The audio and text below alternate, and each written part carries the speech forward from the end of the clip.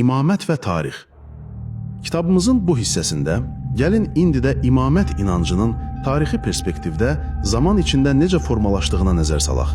Çünki bir məzhəbin və ya etiqadın haqqaniyyət iddiasındakı doğruluq payı onun köklərinin nə qədər dərin olması ilə yoxlana bilər. Belə ki, həqiqi İslam dini şübhəsiz ki, İslam Peyğəmbərinin öyrətdiyi təlimlərdən fərqli ola bilməz. Allahın elçisinin zamanında doğru olan bir inanc heç bir şəkildə bugün yanlış ola bilməz. Və onun zamanında dində mövcud olmayan bir təsəvvür, bugün onun adından doğru bir təsəvvür kimi təbliğ edilə bilməz. Bəzi inancların müəyyən tarixi mərhələlər keçərək, zamanla əmələ gəldiyini və müəyyən bir qrupun zehnində kök atdığını görmək, bizim bu inancların sonradan ortaya çıxan yeniliklər, dinə daxil olmuş yad ünsürlər olduğunu deməyimizə imkan verir. Məhz ona görə də biz burada həm İmami Şilələrin öz kitablarındakı, həm də digər firqələrin kitablarındakı məlumatlara əsaslanaraq, bu inkişaf həddini bacardığımız qədər canlandırmağa çalışacağıq. Və bunun üçün bəzən zamanın axarının əksinə doğru, tarixin ən dərin qatlarına, ilk şiyələrin formulaşdığı o ilk zamanlara qədər bir səyahət edəcəyik. Biz bu bölmədə şiyəliyin bir məzhəb olaraq məhz nə zaman ortaya çıxdığını dəqiq müəyyən etməyi qarşımıza məqsəd qoymamışıq. Çünki bu barədə ciddi bir fikir ayrılığı var. Şiyələr əlbəttə ki, bunun hələ Allahın elçisinin zamanında mövcud olduğunu iddia edirlər. Sünnət əhlinin alimləri və əksər qərbli şərqşünaslar isə bu məzhəbin ilk cücərtilərinin Peyğəmbərin vəfatından sonraki dövrə təsadüf etdiyini deyirlər. Əlbəttə ki, burada nəzərdə tutulan şiyəlik günümüzdəki o mürəkkəb etiqadi sistem deyildi. O dövrdəki şiyəliklə daha çox siyasi məsələlərdə Əli ibn Əbi Talibin tərəfini tutmaq qəsd olunurdu. Bu mənada, hətta Əbu Süfyan belə bir növ siyasi şiyə hesab oluna bilər. Çünki o da, Əbu Bəkirin timsalında Teym qəbiləsinin hakimiyyətə gəlməsindənsə, Əlinin timsalında Haşim oğullarının hakimiyyətə gəlməsini Qureyşin köhnə iyerarxiyasının qorunması üçün daha məqsədə uyğun hesab edirdi.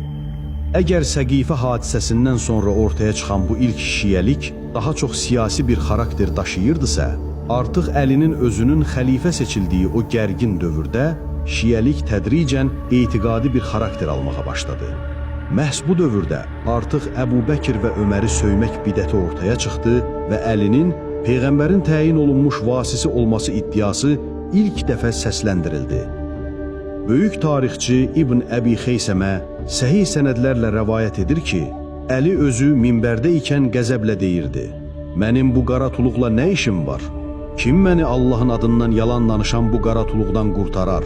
Və ravilər izah edirlər ki, o bununla Abdullah ibn Səbanı, yəni İbn Səbanı qəsd edirdi və onun günahı nə idi?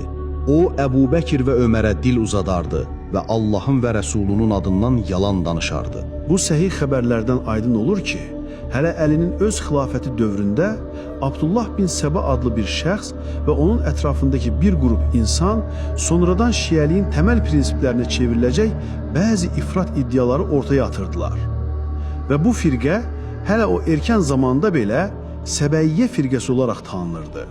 Onların varlığı bir çox klassik mənbələrdə öz əksini tapıb.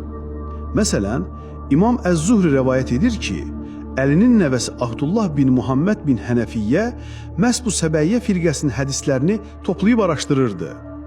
Böyük tabiin alimi Qatədə Qurandakı qəlblərində əyrilik olanlar ayəsini təfsir edərkən deyirdi ki, əgər bunlar hərurilər, yəni xaricilər və səbəylər deyilsə, mən onların kim olduğunu bilmirəm. İmam Əz-Zuhri isə onların ifratçılığından dəhşətə gələrək deyirdi: "Mən xristiyanlara Səbəyyə firqəsindən daha çox bənzəyən bir qövm görmədim." Bütün bu dəlillər belə bir firqənin varlığının tarixi bir həqiqət olduğunu göstərir. Əsl problem isə bu firqənin konkret olaraq hansı əsaslara inandığını müəyyən etməkdədir. Lakin yenə də sahabələrin hələ sağ olduğu bir dövrdə onlara nisbət edilən bəzi inancların artıq müzakirə olunduğunu görürük. Məsələn, İmam Buxarinin rəvayətində Ayşə anamızın yanında Əlinin Peyğəmbərin vasisi olduğu iddia edildikdə o qəzəblə etiraz edir və deyir: "Peyğəmbər nə vaxt vəsiyyət etdi ki? Axı o mənim qucağımda, mənim sinəmə söykənmiş halda can verdi. Mən onun öldüyünü hiss etmədim belə. O nə vaxt vəsiyyət etdi? Başqa bir rəvayətdə isə İbn Abbasın yanına İraqdan bir nəfər gəlir. İbn Abbas ondan soruşur, oradakı insanları necə tərk etdin? Adam cavab verir, onları əlinin ölmədiyini və yenidən onlara qayıdacağını dedikləri bir halda tərk etdim.